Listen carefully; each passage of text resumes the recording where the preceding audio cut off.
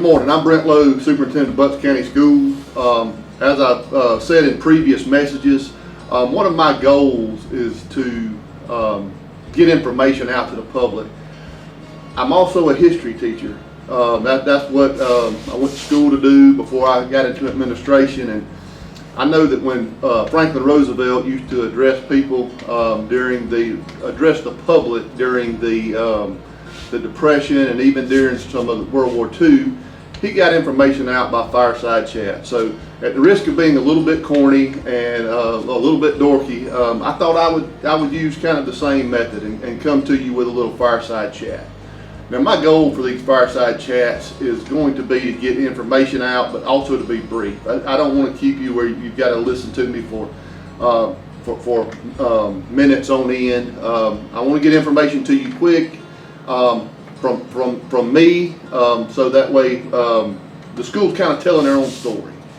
I do want you to realize that there will be some of these that will be heavily data focused. There will be some that will talk about some procedures we got going, and this may be something I need to let the community and the staff and everybody know at the same time. So that's kind of my goal here.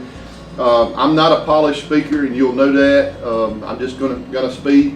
We'll say a lot. I'm trying to correct that in my mind, but just know that that's what's going to happen. Anytime you see me looking down, I don't have one of the nice teleprompters that your politicians have, so that's me looking down at my laptop for notes because I don't want to tell you anything wrong. What I'm kind of wanting to talk to you a little bit about today is kind of end last school year, the end of last school year. And some points that we're gonna have some points of pride, so to speak. We're going to talk a little bit about attendance and a little bit about some data and curriculum. But we had a big attendance push last year. We felt like that if kids aren't at school, they're not going to be successful. And so one of our big pushes was to, number one, make sure our attendance protocol was up to date, and that we were holding kids accountable. And sometimes holding families accountable to make sure their kids get to school. In that, we did have some meetings but very few. We didn't have to hold people to the carpet very much. But what we did was we made it a point to tell kids we wanted them at school. And just to let you know, I'm going to run through some data. Kind of our litmus test in the school system is students who have missed 10% of the days or less. So in other words, if they've made 90% of the days or more, but because of the state reporting, it's 10 or less. So that's how we educators get used to talking about it. So just let me run through this for a little bit, and I apologize, like I said, for looking down, but that's where my notes are. I'm not trying to look away from you. I'm just trying to make sure I don't tell you something wrong. But our attendance data at the end of this school year, this past school year, school year 24, Daltrey Elementary School increased the number missing less than 10 days by 3% to 82. So 82% of our kids were there 90% of the time or more. Jackson Elementary School had a 7% increase to 82. Stark Elementary School had an 8% increase to 85.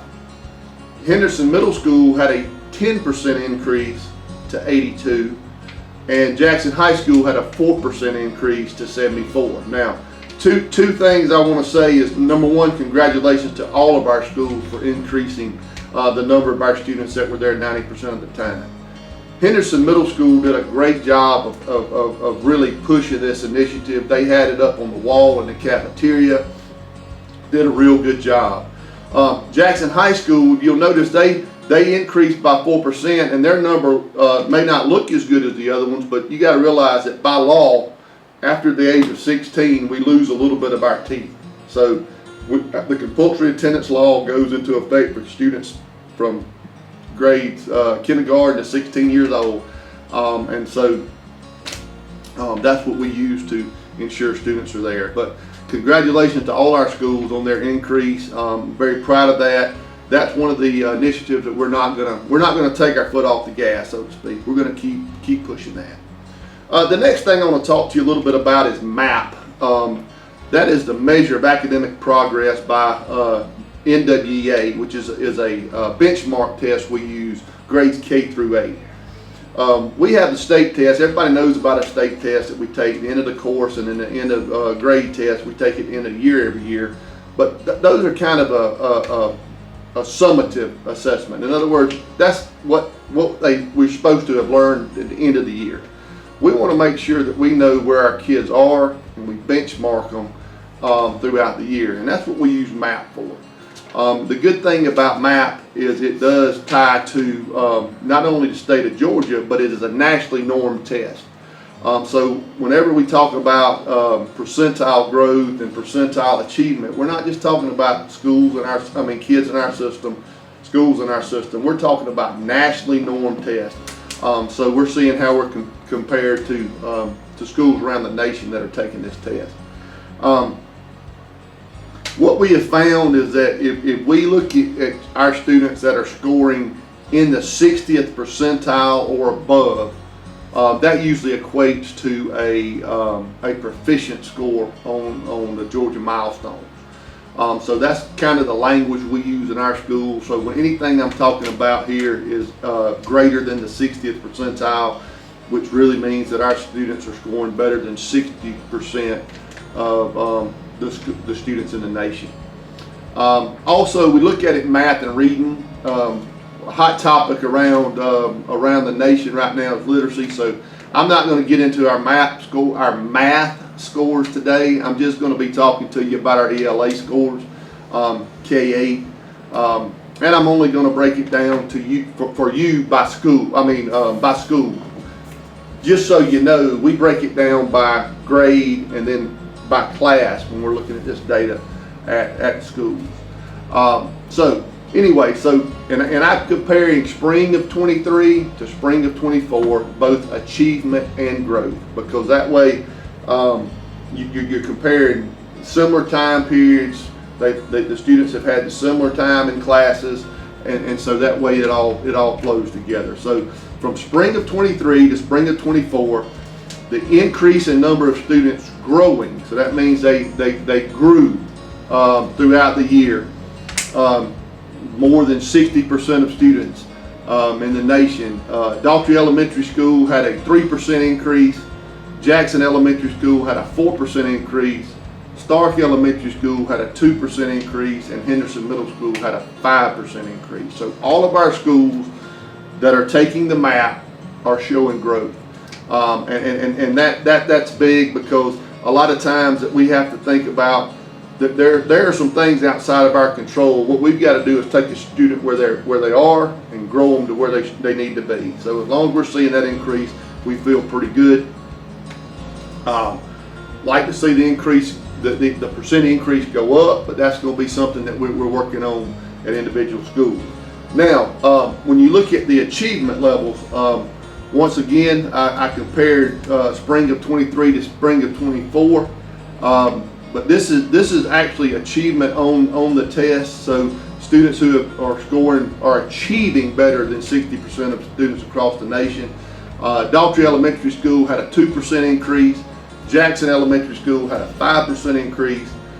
Stark Elementary School had a 6% increase. Now, this next number, just because I'm going to give you all the data, you'll never hear me hiding anything, but Henderson Middle School had a 1% decrease. And just so you know, when that happens, what we start doing is trying to figure out what the root cause is. Why did that happen? And what we found was there's one grade level that did pull those scores down.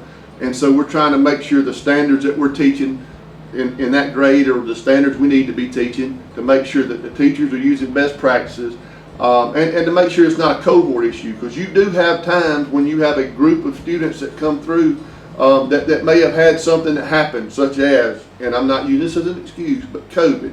They may have lost some learning there, and they're just now catching up. So that's kind of where we are there at Henderson Middle School, looking at the root cause for that for that decrease in achievement. But I will let you know that 2 of the 3 grades did increase. It was just 1 grade that went down. And so I think we think that's something that we can fix fairly quickly.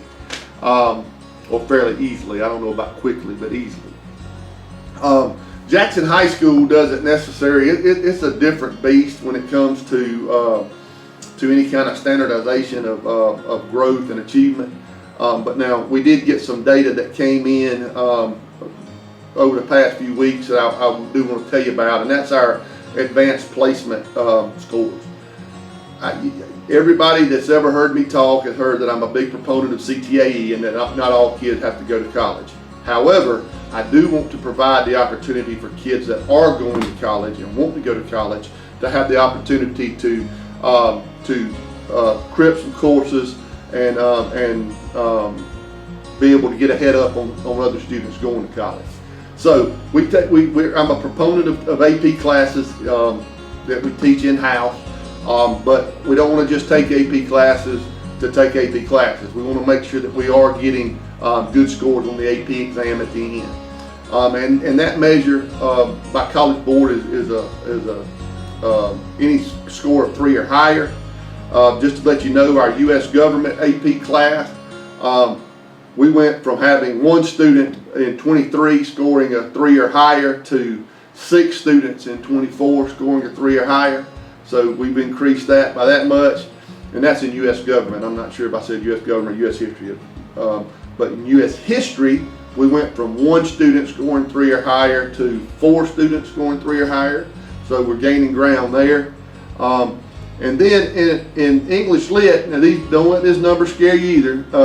We actually went down. We went down by 5 students. We went from 10 to 5, but the number of students we tested in English Lit reduced tremendously as well. We just didn't have that many students in that class this year. We had a change of teacher, and that has nothing to do with anything other than I think some of the kids just didn't take the class. But we're looking at filling that class again. I do want to say though, even with that reduction in number, the mean score, which means if you take all of our AP scores and come up with a sort of a median score, was a 3.33. Which compared to the state of a 3.23. So we're higher than the state, and our percentage of students scoring 3 or higher is 83%, where the state's 83.3, where the state is 75.8. So we got good things going in Butts County. We're working hard. We've got several initiatives pushing forward. The GOSA Growing Readers Grant. We've got the Leader in Me to try to change the mindset of some kids and adults, to be honest with you. I hope to have these fireside chats with you maybe twice a month. That's my goal, but as everyone knows, life happens sometimes, and that may not be feasible, but that's kind of where I want to be. And I hope I haven't bored you to sleep, and I hope that you're getting something out of this. And I promise you, as this progresses, I'll get better as I get more comfortable doing these. This is kind of all new to me, but I want to make sure that you know what we've got going. We are in year 2 of our strategic plan, so there will be some updates that are coming in the next couple of chats with you. But thanks for being here.